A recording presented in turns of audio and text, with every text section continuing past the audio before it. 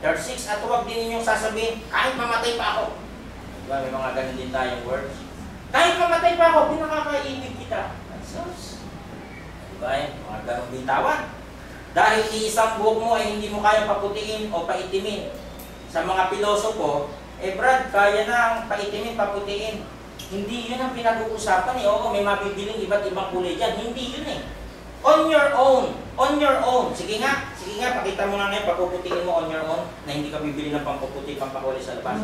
Yun ang sinasabi. Ano ho? Hindi mo kaya yun. Ang Diyos ang nagpapatubo nun. May kapangyarihan siya doon para utusan yung buhok, utusan yung dagat. Huwag mo salangsangin ng... Diba, may kapangyarihan ng Diyos doon. Inutusan niya yung dagat ng sugurin nung paraon sila Moises. Magsara kayo. O, may kapangyarihan ng Diyos sa natin. Ano? Yung 10 plagues of Egypt. O, mga kuto. Ay, may kuto ba? Langaw. Bangaw. O, sumugod kayo sa Egypto. Tipakalong, palaka. Diba? Nauutusan ng Diyos lahat yan. Kaya mag-iisip ka, hala, lalakas ng bagyo ngayon, ngayong September. 5 bagyo na pumasok. Nauutusan ng Diyos. Kita mo yan. Kaya huwag. Dahil isang buhok mo ay hindi mo kayang paputiin o paitimin. Sabihin mo na lang. Ayun pala yung dapat sabihin. Huwag ka na mangangako. Oo kung oo, hindi kung hindi. Simply yes or yes, no or no. Kung hindi, dahil kung manunumpa pa kayo, galing na iyan sa job. Ibig sabihin, galing sa masama. Ano po? Hindi na karapat-dapat. Matthew 5:33-37, elaborate natin. Again, you have heard that it was said to the people long ago, do not break your oath, but fulfill to the Lord the vows you have made. But I tell you, do not swear an oath at all, either by heaven, for it is God's throne, or by earth, for it is His footstool, or by Jerusalem, for it is the city of the great King. And do not swear by your head, for you cannot make even one hair white or black. All you need to say is simply yes or no. Anything beyond this comes from the evil one. Yun lang pala isasagot daw natin. Diba? Yes or no. Huwag na yung, ay oo, sinusumpa ko. Dagdagan may utang ko, kaya sabi mo pa. Ay, hindi gano'n. Saksi ko ang Diyos, babayaran kita sa katapusan. Tatlong katapusan na yung dumaan, hindi pa nagbabayad. Diba? Sinabi mo pa, saksi mo yung Diyos. Ginamit mo pa para patutuhanan, para pautangin ka. Mali. Ano? Mali ang paggamit ng salita.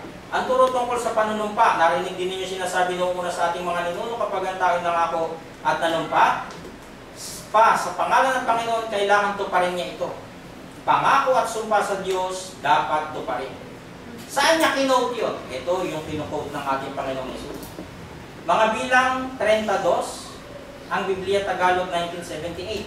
Pagka isang lalaki nagpanata ng isang panata sa Panginoon o sumumpa ng isang sumpa, na itinali ang kanyang kaluluwa sa isang gampanin. Ibig sabihin sinusumpa ko to sa pangalan ng Panginoon, gagampanan ko to kahit ako'y lumakad, kahit ako'y lumakad pa ng mahirap o dugod pawis pa, gagawin ko to.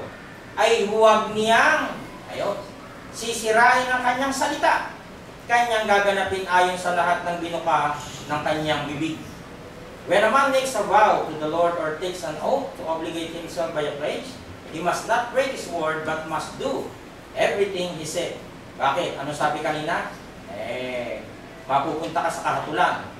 Sa 1912, huwag kayong manunumpa sa aking pangalan kung ito'y walang katotohanan. Ayaw niyang ipapagamit yung pangalan niya. Ano?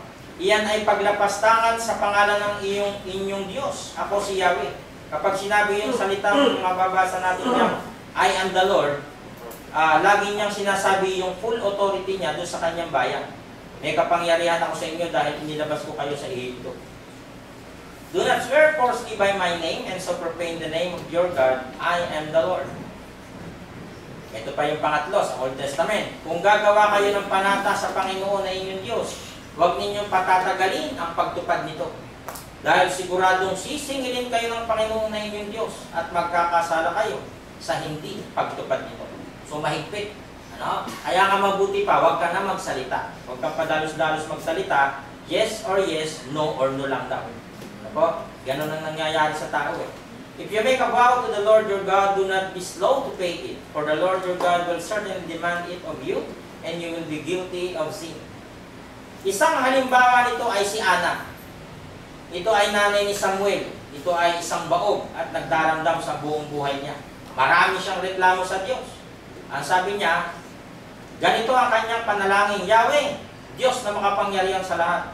Kung papakinggan ninyo ang inyong abang lingkod at inyo pong kakahabagan kung hindi ninyo ako pababayaan, sa halip ay pagkalooban ng isang anak na lalaki, ihahandog ko siya sa inyo.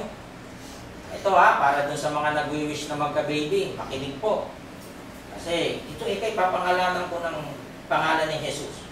Hindi mo naman palalakihin, tapos si Jesus adik, nahuli dun sa pangalanan ng mga nanay ng may kinalaman sa pangalan sa Bible, yung karakter ngayon ang natatamaan. Kaya kung kukuha tayo mga kapatid ng pangalan dito, tiyakin ninyo na mapapalaki ninyo ng mabuti yung mga bata niya. Pag hindi, sagutin nyo sa Diyos yan. Hindi kasama ni Jesus, si Abraham. Nahulihan din ng puro mga adik. Di ba? Nalalapastangan yung pangalang itinayo ng mga tao na yon sa kabila nung pangahas ng taong kokopya-kopya pa ng mga pangalan. Hindi masama, okay lang, pero ihigian mo sa Diyos, ibigay mo sa Diyos kasi mga pangalan niya sa Bible. Ng mga taong maka-Diyos. Ano naman sabi? Ihahandog ko siya sa inyo.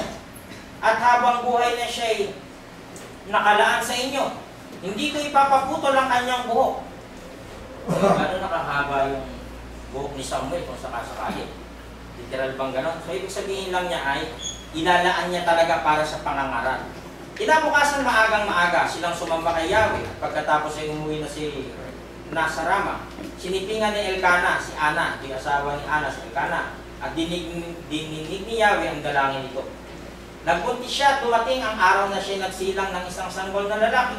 Samuel ang ipinangalan niya rito sapagkat ang sabi niya, bakit Samuel? Hiningi ko siya kay Yahweh. Yung mga pangalan diyan sa pangalan ng mga biblical character ng mga tao, kagaya ni Moses, hindi yan basta Moses May ibig sabihin niya kaya Moses kasi kinuha ng anak ni Paraon doon sa agos ng tubig. Kaya yung bawat pangalan niya, hindi mo pwedeng kuhain ng kuhain, maganda pa, huwag ka nang kumuha. Kasi kung hindi mo alam din naman ang mangyayari dyan, kung mapapabayaan mo rin yung iyong gawain sa iyong anak, huwag na. So Samuel ang pangalan, dahil bakit Samuel? Hiningi ko siya kay Yahweh.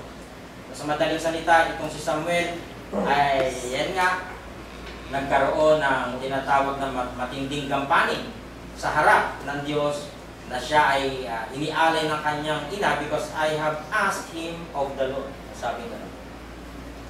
Ang kausap natin dito ang Diyos pag nananalangin tayo, kaya be careful sa mga ibitawang word na hindi tayo naglalaro, panatayan.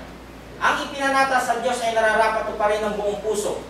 Dahil ito ang iyong ipinangako, pusang loob mo ito at hindi iniutos sa iyo ng Diyos. Ikaw nagsabi, pagalingin mo lang ako, Panginoon. Tinitiyak sa iyo. Hindi ako absent pagsamba. Birthday ni Mayor. Ay, so, nasubukan ka sa birthday ni Mayor. Diba? Di kapitan.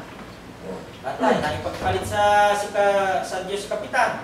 Ay, huwag babaliin. Ecclesiastes 5:2. Huwag kang pabigla-bigla. Ayan pagkausap natin ng Diyos, huwag pabigla-bigla daw. Sa pagsasalita, mag-isip ka muna ng mabuti bago ka mangako sa Diyos.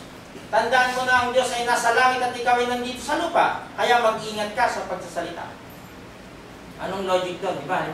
Dumura kang gano'n. Saan babagsak? Sa'yo. Ayun, gano'n. Ikaw din ang tinamaan. Kaya ingat sa bibitawan mong salita. Kasi ang Diyos ang kausap mo dyan.